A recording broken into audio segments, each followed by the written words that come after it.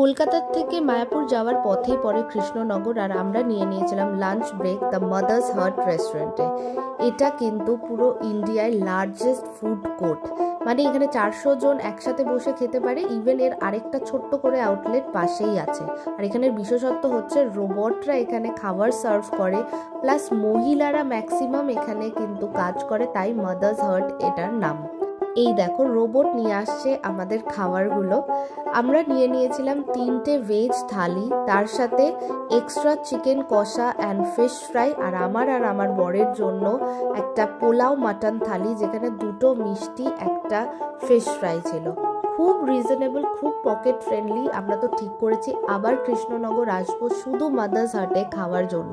তো তোমরা যারা মায়াপুরও ট্রাভেল করছো অবশ্যই এখানে একটা লাঞ্চ হল্ট নিতেই পারো। আমরা তো 2টো টাইমই এখানে খেয়েছি, ফেরার সময়ও।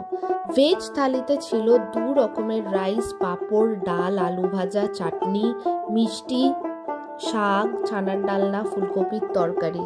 আর আমাদের মাটন থালিটা তো বলেইছিলাম, খাওয়ার জাস্ট 100 out of 100।